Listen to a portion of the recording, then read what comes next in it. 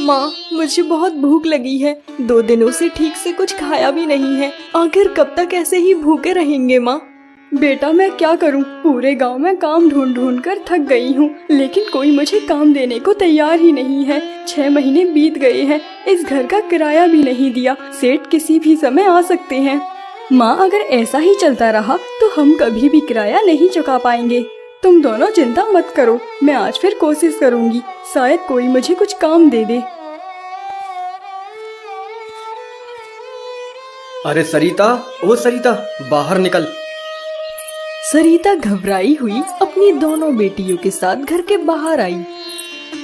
जी कहिए सेठ जी, क्या बात है? तुमने मुझे समझ क्या रखा है? पूरे 6 महीने बीत चुके हैं, लेकिन 1 भी रुपए किराया नहीं आया। सेठ जी, मुझे माफ कर दीजिए। मैंने पूरे गांव में काम ढूंढा, लेकिन किसी ने मुझे काम नहीं दिया। बस 1-2 दिन और दे दीजिए, मैं आपके सारे पैसे दे दूंगी। 6 महीने से यही बात सुन रहा हूँ। अब 1-2 दिन में आसमान से पैसे गिरेंगे क्या? निकल जा मेरे घर से। सेठ जी दया कीजिए, मैं अपनी दोनों बेटियों को लेकर कहाँ जाऊंगी? मुझे तुम्हारी कोई परवाह नहीं, जहाँ जाना है जाओ। तेरे पति ने जो पाप किया है उसका असर आज भी लोग नहीं भूले हैं। शुक्र मना कि गांव वालों ने तुम्हें यहाँ रहने दिया, वरना कब का गांव से निकाल दिया होता। चलो माँ, जिन लोगों के दिल में दया नहीं है उनसे भीख में छत मांगने का कोई फायदा नहीं। सेठ ने उनका सामान बाहर फेंक दिया और तीनों को घर से निकाल दिया। सारा दिन माँ और दोनों बेटियां गांव की गलियों में भटकती रहीं, लेकिन किसी ने उन्हें सहारा नहीं दिया। माँ, चलते चलते पूरा दिन बीत गया है, अब हम कहाँ जाएंगे? मुझे तो बहुत जोर से भूख लगी है, अब मुझसे नहीं चला जा रहा। बेटा तुम चिंता मत करो, मैं अभी तुम्हारे कुछ खाने का इंतजाम करती हूँ। भगवान हमारी मदद जरूर करेंगे। माँ, क्यों ना हम इसी जंगल में अपनी एक छोटी सी झोपड़ी बना लें। यहाँ हमें कोई ताने नहीं देगा और सेठ हमें घर से भी नहीं निकाल सकता। हाँ माँ, यही ठीक रहेगा। गांव वालों की बातें और सेठ का अपमान अब नहीं सहना पड़ेगा। ठीक है बेटियों, आज से यही जंगल हमारा नया घर होगा।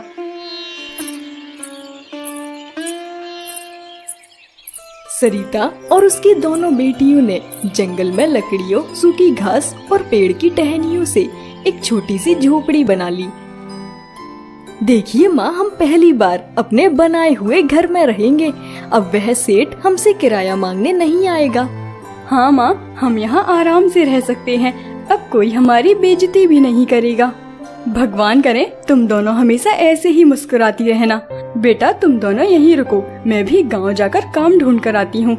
अगर काम मिल गया तो आज रात के खाने का इंतजाम हो जाएगा।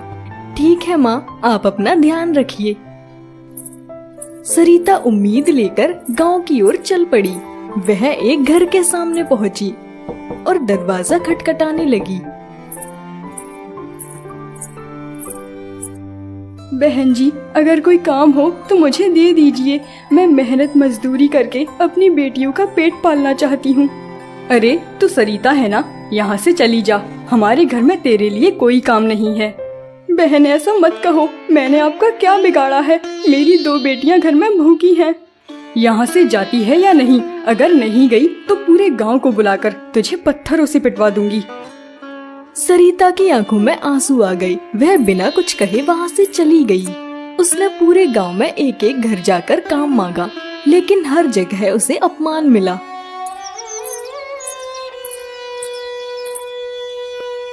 हे भगवान, आखिर हमने इन गांव वालों का क्या बिगाड़ा है? कोई हमारी मदद करने को तैयार ही नहीं है। सरिता भारी मन से जंगल की ओर लौटने लगी। मेरी बेटियां बहुत भूखी होंगी, अगर काम नहीं मिला तो क्या हुआ? कम से कम ये फल ही ले लेती हूँ, आज की रात तो भूखा नहीं सोना पड़ेगा।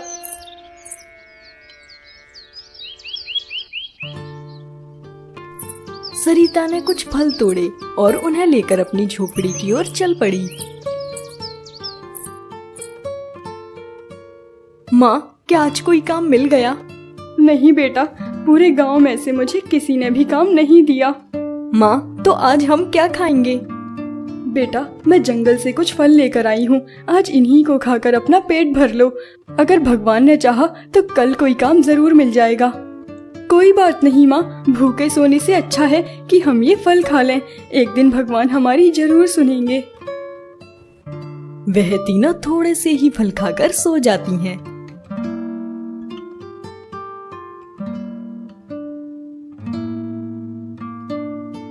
माँ, रोज रोज ये जंगली फल खाकर मेरा मन भर गया है।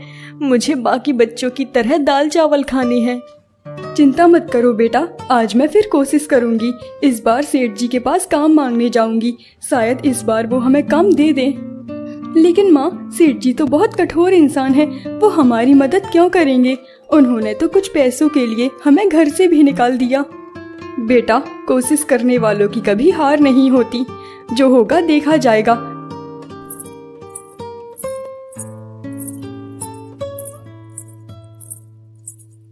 अरे सरिता, तू फिर आ गई क्या? इस बार भी घर मांगने आई है?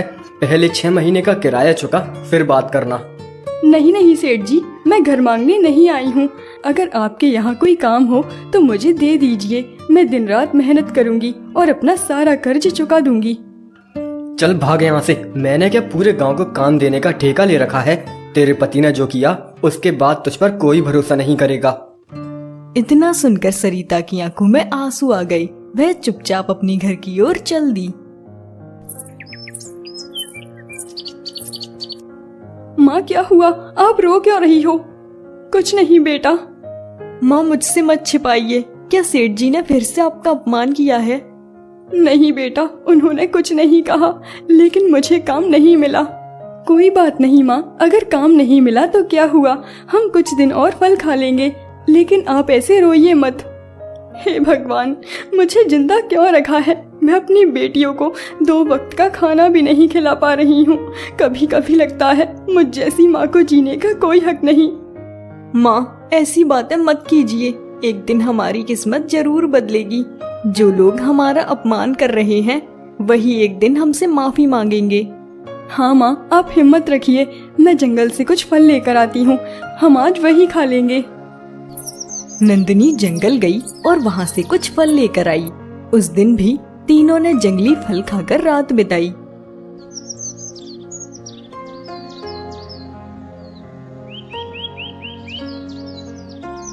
माँ, हम दोनों कुएं से पानी भरने जा रहे हैं। ठीक है बेटा, लेकिन जल्दी वापस आ जाना। माला और नंदिनी घड़ा लेकर कुएं की ओर चल पड़ी। अरे देखो तो, सेठ ने इन्हें घर से निकाल दिया, फिर भी इन्हें गांव में आने में शर्म नहीं आती। अरे इनके साथ तो ऐसा ही होना चाहिए, ये लोग दया के लायक नहीं। माया और नंदिनी उनकी यह सब बातें सुन रही थी। वह चुपचाप पानी भर लेती हैं। अरे चली जाओ यहाँ से। अगर इनकी जगह कोई और होता तो थोड़े से पानी में डूबकर मर गया होता। अगर जरा भी शर्म बाकी है तो इस गांव में दोबारा कदम मत रखना। पता नहीं ये तीनों मरती क्यों नहीं, पूरे गांव पर कलंक बनकर बैठी हैं। दोनों बहनों की आंखों में आंसू बहने लगे। वे बिना कुछ कहे अपना पानी लेकर झोपड़ी की ओर आने लगी। माँ, आखिर पिताजी ने ऐसा क्या किया है कि पूरा गांव हमसे इतनी नफरत करता है? बेटा, मुझे आज तक सच नहीं पता। मैं तो बस इतना जानती हूँ, इन गांव वालों ने पत्थर से मार मार कर तुम्हारे पिता के प्राण ले लिए थे। इसके बाद पूरा गांव हमसे नफरत करने लगा। माँ, ये गांव वाले बहुत बुरे हैं, बिना हमारी गलती के हमें सजा दे रहे हैं।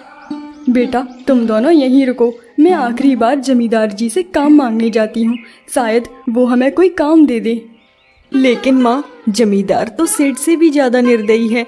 मुझे नहीं लगता वो आपकी बात सुनेगा भी। माँ, आप मत जाइए, वह आपका बहुत अपमान करेगा। बेटा, गांव वालों की कड़वी बातें सुन सुनकर अब मुझे आदत हो गई है। अगर जमींदार भी 2 बातें सुना देंगे तो मुझे बुरा नहीं लगेगा, लेकिन अगर काम मिल गया तो तुम दोनों का पेट भर जाएगा। नहीं माँ, इस बार आप अकेली नहीं जाएंगी, हम भी आपके साथ चलेंगे। हम तीनों मिलकर मेहनत करेंगे। हाँ माँ, माला बिल्कुल ठीक कहती है। ठीक है बेटा, चलो। सरिता अपनी दोनों बेटियों के साथ जमींदार के घर पहुंची। जमींदार जी, हम आपसे मदद मांगने आए हैं। हाँ सरिता, बताओ मैं तुम्हारी क्या मदद कर सकता हूँ। जमींदार जी, अगर आपके यहाँ कोई काम हो तो हमें दे दीजिए। मैं और मेरी दोनों बेटियाँ दिन रात मेहनत करेंगे। बस इतने पैसे देना कि हमारी 2 वक्त की रोटियों का इंतजाम हो जाए। ठीक है सरिता, मेरे खेतों में बहुत काम पड़ा है। तुम दोनों रोज मेरे खेतों की सफाई कर देना। इसके बदले में तुम्हें अच्छे पैसे दूंगा। धन्यवाद सेठ जी, आज आपने हमारी बहुत बड़ी मदद की है। आज ये कुछ पैसे रख लो और अपनी बेटियों के लिए कुछ अच्छा ले जाना। कल सुबह से काम पर आ जाना। और सुनो, अगर कभी पैसों की जरूरत पड़े तो बिना झिझक के मेरे पास आ जाना। जमींदार जी, हम आपका ये एहसान कभी नहीं भूलेंगे। हम तीनों कल सुबह से काम पर आ जाएंगे। माँ, गांव वाले जमींदार जी के बारे में कितनी बुरी बुरी बातें करते हैं, लेकिन आज तो उन्होंने हमारी कितनी बड़ी मदद की है। हाँ बेटा, वो तो बहुत अच्छे इंसान हैं। चलो अब जल्दी से घर चलते हैं, कल से हमें काम पर भी तो जाना है।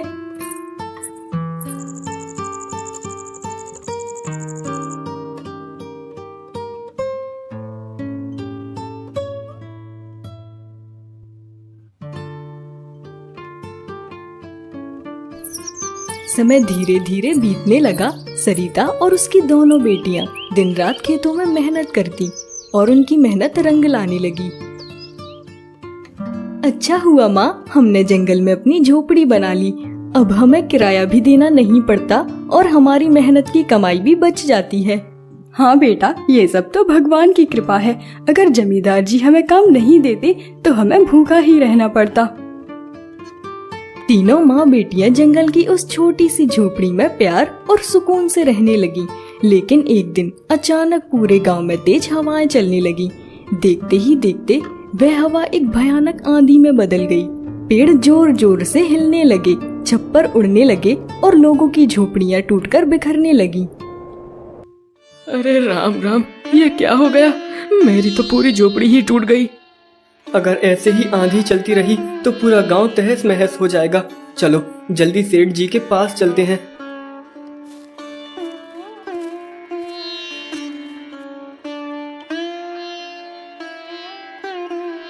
सेठ जी, गांव में तो बहुत भयानक आंधी चल रही है। हमारे घर टूट गए, अब हम क्या करेंगे? अगर हम यहीं रहे तो कोई जिंदा नहीं बचेगा। जल्दी यहाँ से चलो, अगर ये हवेली भी गिर गई तो हम सब मारे जाएंगे। लेकिन सेठ जी, हम कहाँ जाएंगे? चलो जल्दी जंगल चलते हैं, शायद वहाँ आंधी का असर कम होगा। सभी गांव वाले सेठ के पीछे पीछे जंगल की ओर चल पड़े। जंगल में पहुंचने के बाद उन्होंने देखा वहाँ आंधी का असर बहुत कम था। लगता है कुछ दिन हमें यहीं रहना होगा जब तक गांव की हालत ठीक ना हो जाए। लेकिन सेठ जी, हम रात कहाँ बिताएंगे? चलो जंगल के अंदर चलते हैं, हो सकता है किसी साधु महात्मा का आश्रम या कोई झोपड़ी मिल जाए। सभी लोग जंगल के अंदर बढ़ने लगे। काफी देर तक चलने के बाद दूर एक छोटी सी झोपड़ी दिखाई दी। देखो वहाँ एक झोपड़ी है, शायद कोई रहता हो। चलो उनसे मदद मांगते हैं। सेठ और गांव वाले झोपड़ी के पास पहुँचे। उन्होंने धीरे से दरवाजा खटखटाया। सरिता ने झोपड़ी का दरवाजा खोला। सामने सेठ और पूरे गांव के लोग खड़े थे। सभी के चेहरे पर डर और लाचारी साफ दिखाई दे रही थी। अरे सेठ जी, आप सब यहाँ क्या कर रहे हैं? हमसे कोई गलती हो गई है क्या? नहीं सरिता, गांव में बहुत भयानक आंधी चल रही है। कई सारे घर टूट चुके हैं। हमारे पास रहने की कोई जगह नहीं बची। अगर तुम अनुमति दो तो क्या हम कुछ दिन यहाँ रुक सकते हैं? नहीं, बिल्कुल नहीं। ये वही लोग हैं माँ, जिन्होंने हमें घर से निकाल दिया था। जब हम मदद मांगने आए थे तब इन्होंने हमें ठुकरा दिया था। अब इन्हें हमारी याद आ गई। नहीं बेटा, ऐसा नहीं कहते। अगर हम भी इनकी तरह बन गए तो फिर हम में और इनमें क्या फर्क रहेगा? सेठ जी, ये झोपड़ी तो बहुत छोटी है, लेकिन मैं एक ऐसी जगह जानती हूँ जहाँ आप लोग आराम से रह सकते हैं। यहाँ से थोड़े आगे एक गुफा है, वहाँ आप सब गाँव वाले आराम से रह सकते हो। सरिता, हमें माफ कर दो। हमने तुम्हारे साथ बहुत बड़ा अन्याय किया है। हमने तुम्हारे पति की सजा तुम्हें और तुम्हारी मासूम बेटियों को दी। आज समझ आया कि असली इंसानियत क्या होती है। सेठ जी, आज आपको मुझे सच बताना ही होगा। मेरे पति ने आखिर ऐसा कौन सा अपराध किया था कि गांव वालों ने उन्हें पत्थरों से मार मार कर उनकी जान ले ली थी? आज से करीब 20 साल पहले गांव के मंदिर से देवी के गहने चोरी हो गए। लोगों को शक तुम्हारे पति पर हुआ। हमने उससे बहुत पूछा कि देवी के गहने कहाँ हैं, लेकिन उसने हमें कुछ नहीं बताया। गुस्से में आकर गांव वालों ने उसे पत्थरों से मार डाला। इतने में पास खड़ा एक बूढ़ा अपाहिज व्यक्ति यह सब सुन रहा था। वह अपनी लाठी के सहारे धीरे धीरे आगे आया। बस करो, एक भी शब्द आगे मत बोलो। यह सब झूठ है। सरिता का पति चोर नहीं, वह तो बहुत ईमानदार और नेक इंसान था। हरिया चुप हो जा। इतने साल बाद पुरानी बातों को उघाड़ने से कोई फायदा नहीं है। नहीं जमींदार, आज सच सबके सामने आएगा। 20 साल पहले जो हुआ वह एक बहुत बड़ा अन्याय था। एक निर्दोष इंसान को झूठे इल्जाम में मार दिया गया था और असली चोर आज भी गांव के बीच में आराम से घूम रहा है। हरिया, आखिर सच क्या है? आज सब कुछ साफ साफ बता दे। रघु मेरा सबसे अच्छा दोस्त था, लेकिन कुछ पैसों के लालच में आकर मैं उसका साथ नहीं दे पाया। इसी जमींदार ने उस पर झूठा चोरी का इल्जाम लगवाकर गांव वालों से पत्थर से मरवा दिया। हरिया, तू झूठ बोल रहा है। अपनी जुबान संभाल ले, नहीं तो जान से मार दूंगा। खबरदार जमींदार, हरिया को अगर हाथ भी लगाया तो अच्छा नहीं होगा। चारों तरफ मेरे आदमी खड़े हैं। आज सच सामने आकर ही रहेगा। हरिया, तू हमें सब कुछ शुरू से बता।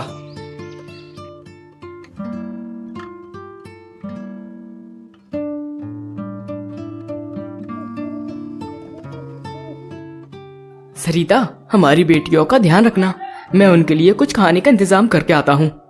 नहीं जी, इतनी रात को मत जाइए, हम दोनों भूखे ही सो जाएंगे। लेकिन आप बाहर मत जाइए, मेरा मन बहुत घबरा रहा है। हम भूखे रह सकते हैं, लेकिन हमारी बेटियां नहीं। देखो, माला अभी बहुत छोटी है, उसके लिए दूध भी तो लाना है। चिंता मत करो, मैं जल्दी वापस आ जाऊंगा। इतना कहकर रघु गांव की ओर चल पड़ा। कुछ देर बाद वह जमींदार की हवेली पहुंचा। जमींदार जी, मेरे घर में खाने का एक दाना भी नहीं है। अगर कुछ पैसे उधार दे देते तो मैं मेहनत करके जल्दी ही लौटा देता। पैसे तो मैं दे दूंगा, लेकिन बदले में तुझे मेरा एक काम करना होगा। बताइए ना मालिक, क्या काम है? गांव के प्राचीन मंदिर में बहुत बड़ा खजाना छिपा है। आज रात तू वहां से वह धन मेरे लिए चुरा ला। नहीं जमींदार जी, ये तो बहुत बड़ा पाप है। भगवान के मंदिर में चोरी करना अधर्म है। मैं ऐसा कभी नहीं करूंगा। एक भिखारी मुझे समझाएगा कि धर्म क्या होता है। अगर मेरा काम नहीं करेगा तो यहाँ से दफा हो जा। मैं गरीब हूँ लेकिन बेईमान नहीं। भूखा मर जाऊंगा पर भगवान के घर चोरी नहीं करूंगा सेठ जी। मालिक, आपने उसे ऐसे जाने क्यों दिया? बस देखता जा रमेश, कल सुबह इस रघु का इस गांव में आखिरी दिन होगा।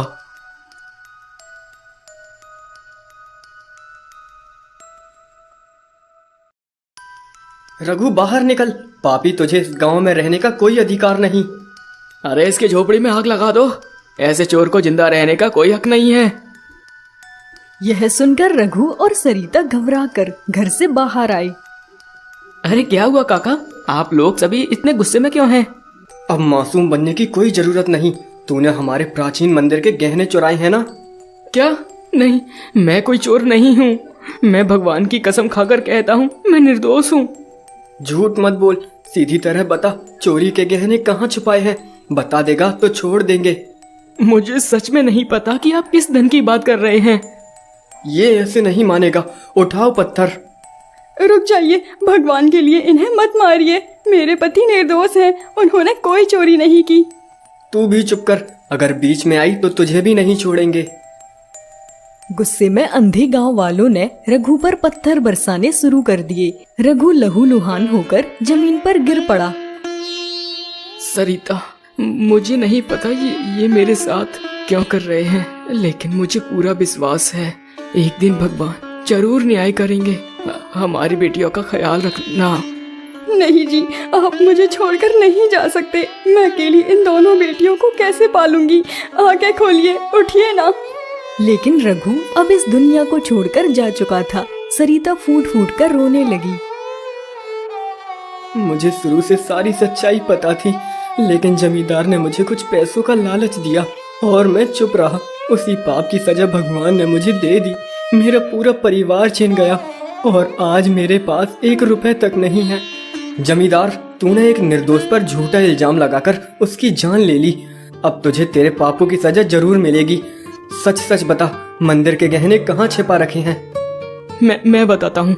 मंदिर के सारे गहने मैंने अपने घर के पीछे वाली जमीन में दबा रखे हैं। सेठ तुरंत अपने आदमियों के साथ जमींदार के घर पहुंचा। यहीं खुदाई करो। सेठ के आदमी जमीन खोदने लगे। कुछ देर बाद फावड़ा किसी चीज से टकरा गया। जब वहाँ से मिट्टी हटाई गई तो वहाँ से एक पुरानी पोटली निकली। यही है मंदिर के गहने। जमींदार, तूने पूरे गांव को धोखा दिया है। एक निर्दोष इंसान की जान ले ली। अब तुझे अपने पापों की सजा जरूर मिलेगी। बहन सरिता, हमें माफ कर दो। हमने बिना सच्चाई जाने तुमसे और तुम्हारे परिवार से नफरत की। सरिता बहन, अब तुम ही फैसला करोगी। बताओ, इस जमींदार को क्या सजा मिलनी चाहिए? सेठ जी, मेरे पति निर्दोष साबित हो गए हैं। मुझे किसी को कोई सजा नहीं देनी। इन्हें जाने दीजिए। जमींदार, तेरी सजा यही है, तू इस गांव को छोड़कर चला जा।